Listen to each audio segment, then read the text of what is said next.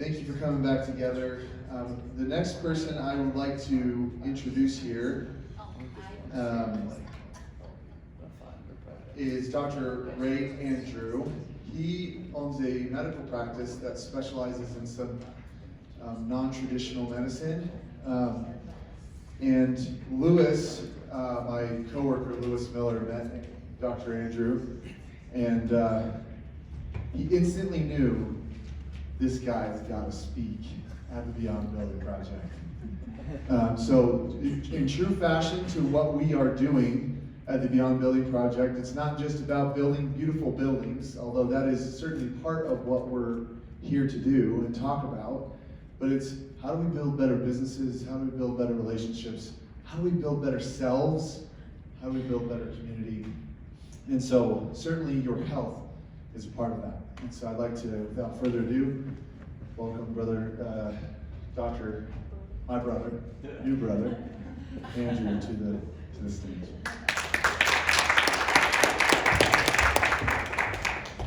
Thank you, David. Thank you, Saprea. So, I usually have this very bad habit of getting to the end of a presentation and forgetting to tell people where we are.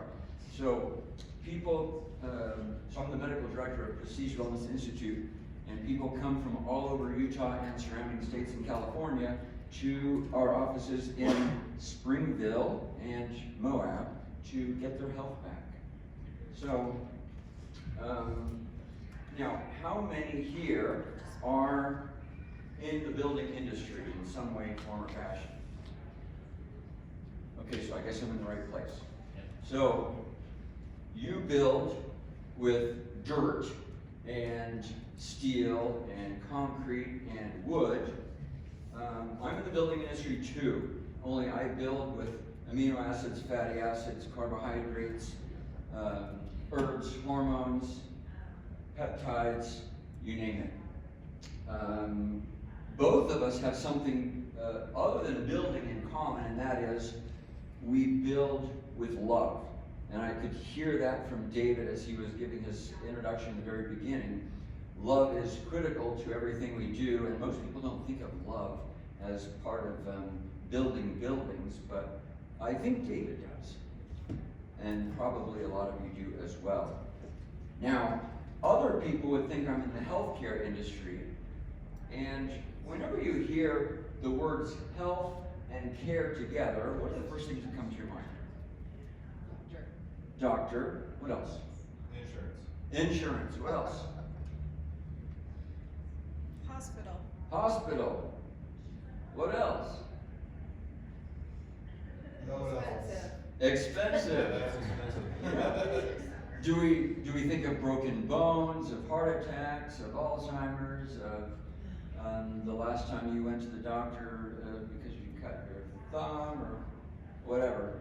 Well, all of these things have to do not really with health care. They have to do with disease care. And that's what we're doing in America, is we're focused on disease, on managing disease no less. We're not even focused on curing it. We talk about curing, but it doesn't happen. We talk mostly about managing disease. So I wanted to introduce you to a friend of mine. Hopefully you can hear this. A friend of mine named Craig. Before we talk about the 4 steps to building health.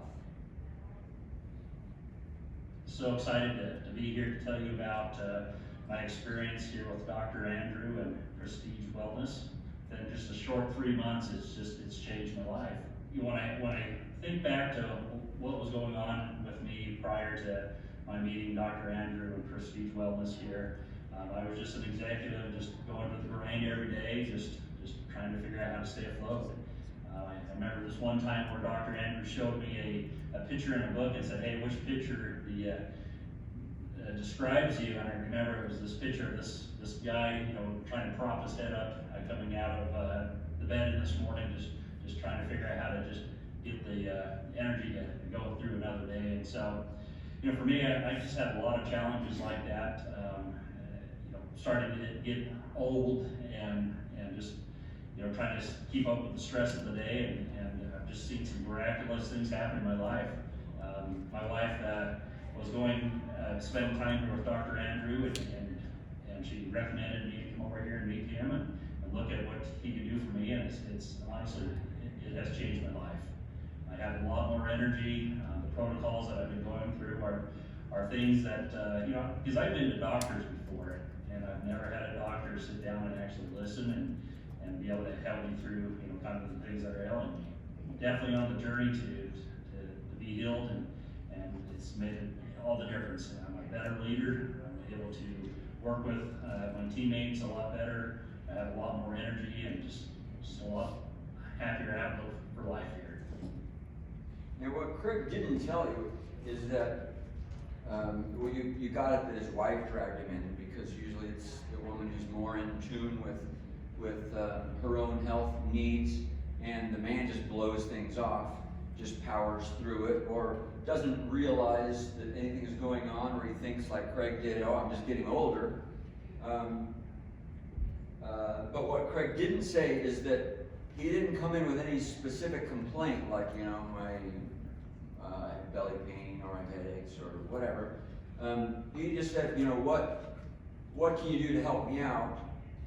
Because my wife says that I should get checked out and see if there's anything that needs to be done.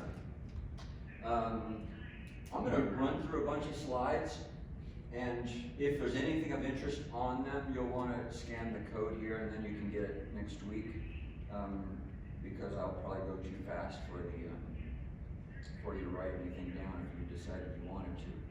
So, how many of you ever had a warning light come on your car's dashboard? So, do you ignore it? Sometimes. If you ignore it very long, what might happen? A lot of bad things. Something really bad could happen. Yeah. Something really bad could happen.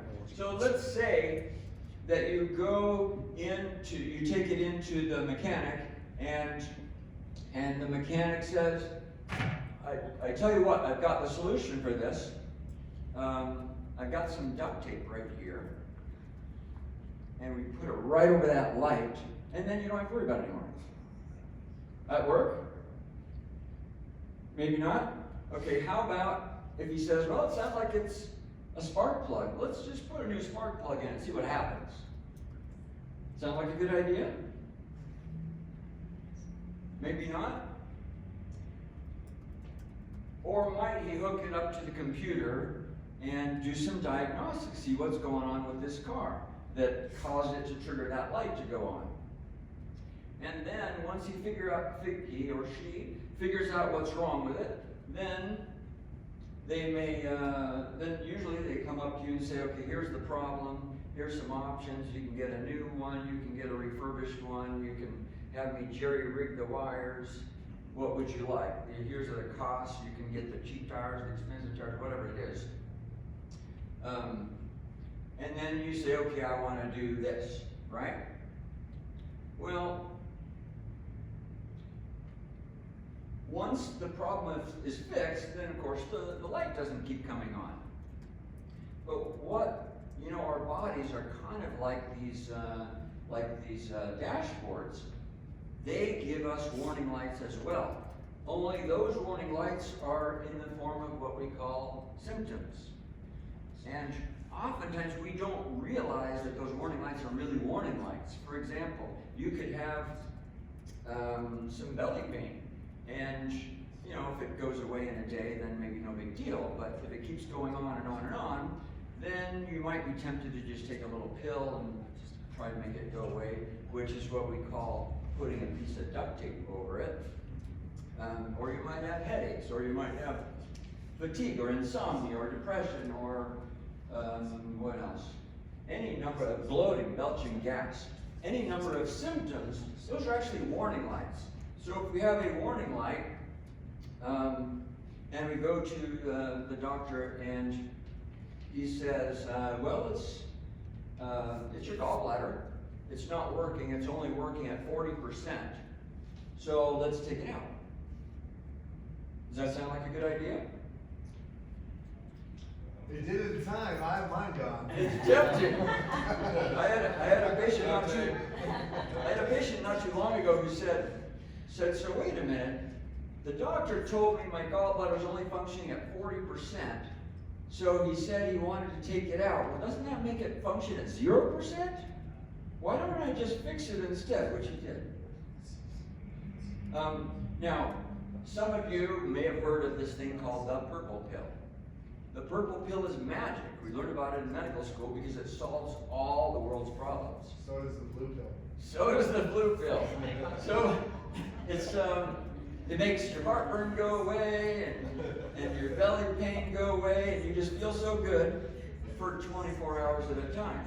So it's like going into the mechanic every day and having them turn that light off so it's not bugging you, right?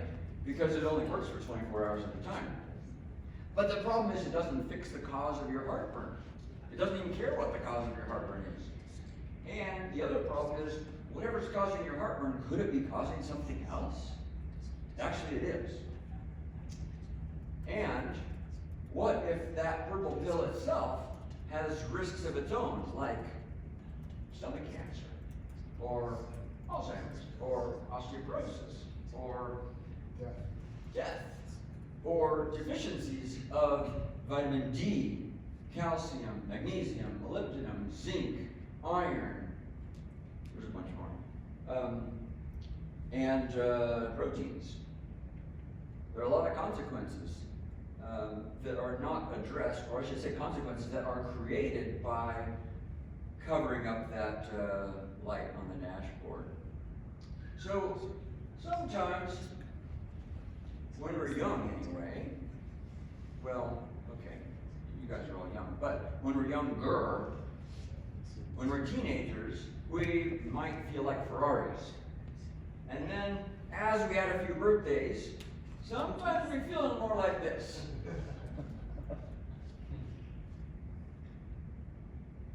How do we get back to the Ferrari? Well, as I mentioned, in medical school, I was taught to treat symptoms and to manage disease.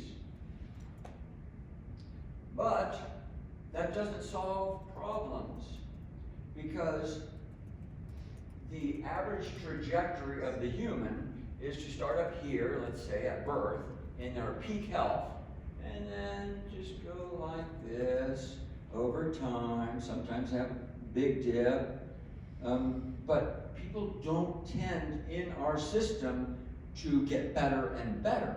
We tend to get worse and worse, and we say, Doc, I'm just getting older. You might be surprised to hear that I hear 20 and 30-year-olds saying, Doc, I'm just getting older, which is insane. So we don't want to focus on treating symptoms and managing disease. We want to focus on identifying the causes of dysfunction and building health. So we have to use certain tools. And when we focus on managing disease, guess what we get more of? Anybody know? We get more disease. If we focus on building health, we get less disease and more health. Now, see, this was you. I don't envy you, because that doesn't feel very good.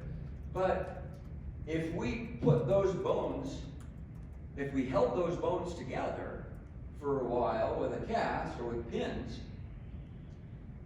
something magic is going to happen. It will fix itself. Like the body just magically knows how to put itself back together again, if we give it the right tools and if we get out of the way. So, what we do in our offices is focus on helping the body to heal itself and getting out of the way, which is a hard thing to do in our society. Building health starts with, number one, running the right tests. Have you ever seen a doctor or heard of somebody going to a doctor and they run some tests and they say, Nothing's wrong. nothing's wrong with you. Your labs are all normal. And you're going, Are you kidding me? I just spent $50 for you to tell me that I'm normal and I'm hating my life and I feel miserable? How is that? How can that be? There's 2 reasons. One is because in medical school, in American medicine, we don't know what normal is. We've lost track of normal. We look at a lab reference range, and like, it takes a doctor to tell you this. I mean, you don't go to medical school to learn that, okay, there's this number between here and here, and if you're between here and here, then you're normal. A computer could have done that. You don't need a human being. The problem is that normal, what we think is not normal. What we think is normal today is not healthy. Guess what normal is? Normal is dying of heart attack, stroke, cancer, diabetes, Alzheimer's. That's today's normal in America, right? Anybody disagree with me? No? So, how many people here want to be normal? No hands. Okay, so we want to be healthy instead. Yes. So, let's look at reference ranges for a second. This is testosterone. I see men all the time who come in and say, my doctor told me my testosterone was normal, but I feel crappy. And I say, I don't care what he said, I want to know what the number is. What was the number? I don't know, he didn't tell me. So we get the number, and we find out that the number was, 251. Well, you can see on here, 251 is normal, because that is the statistical average within two standard deviations of the mean. And then if you're below 250, the laboratory and the doctor say that you're low, and if you're above 827 with this laboratory, then they call you high. But in reality, medical studies in the published literature show us that optimal levels are actually between 700 and 1200. And when a man's testosterone is below 700, guess what he's at risk for? Dementia, heart attack, stroke, osteoporosis, erectile dysfunction, fatigue, depression, what else? Insomnia. Bunch of bad things. So, we want to be optimal, not normal. How about cholesterol? Has anybody ever heard you want your cholesterol below 200? That's what we all say in doctor land. Cholesterol has to be below 200 because if not, you're going to have a heart attack. But actually, the studies show that if your cholesterol is less than 200, you're at higher risk of death than you are if your cholesterol is higher than 240. This is a death curve right here. Your lowest risk of death is between 200 and 240. And yet, how many people here during your lifetimes are going to be recommended to take a statin drug to lower your cholesterol to save your life of heart attack and end up killing you from something else? If not heart disease, because lowering cholesterol doesn't reduce heart attacks. Sorry.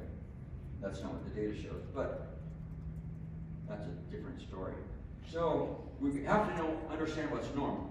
And the other part of this equation is the doctors who say that your labs are normal, there's nothing wrong with you, aren't doing the right tests. So you got to do the right tests. Incidentally, just yesterday I saw all the tests, or I should say a lot of the tests that I do these days, I never heard of in medical school. I don't know why, I should have heard of them. But just yesterday I saw a whole family from Albuquerque, New Mexico. Not the whole family, just 4 of their 7 kids. And they just want to be healthy. Well, just yesterday I found out the 18-year-old daughter has an autoimmune disease and liver disease. She had no symptoms.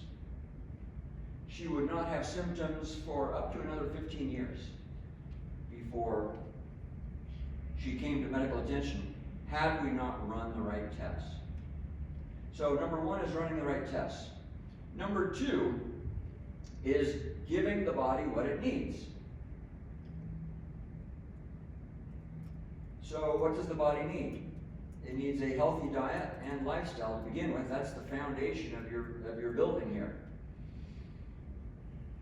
Isn't this the irony of American medicine? that we are fed by the food industry, which pays no attention to health, and treated by the health industry, which pays no attention to food. So here's some dietary guidelines. Good question for you. Is this to die for or to die from? And I'm giving up eating chocolate for a month. Sorry, bad punctuation. I'm giving up eating chocolate for a month. So, got some foundations for healthy diet and lifestyle. Number 2 is, some people will say, oh, I get all my nutrients from food. Sorry, you don't. Unfortunately, modern farming techniques have diminished the nutrient content of our soil, and even the U.S. government admits that dramatically. So we need targeted supplementation based on what our deficiencies are of nutrients and hormones. Thirdly, we want to remove what doesn't belong, and that is any number of toxins and infections. And in our American world, we are full of infections and toxins of any variety. Most of us in this room have infections, and most of you don't know it, but they're affecting your health. And this is the energy production cycle in every cell in your body, and there are different parts here where you can see the specific vitamins that are necessary for energy production. And then in the red, you can see you can't see it from there, but basically the toxins that interfere with energy production. And so we have to remove from the body what doesn't belong there. And finally, we use specific tools to help the body heal itself. So in conventional medicine, the tools that I was taught to use all have the names of blockers and inhibitors behind them. Who wants to block a natural God-given process that is needed for health? All blockers and inhibitors have long-term risks. We don't want to block healthy things. So instead, we use tools that help the body heal itself, such as herbs, peptides, stem cells, exosomes, ozone, methylene blue, IV therapy, and so forth. All kinds of tools. So if you are not on the highway to health, what you'll want to do is take the first off ramp and then go across the highway and go back the other direction. And you can do it by following these 4 simple steps. Checking the right labs, giving yourself the foundation of what your body needs, removing from your body what we all have and what interferes with our optimal function, and then using specific tools that help the body work the way it was designed to bring it back to factory settings. Thank you for your attention.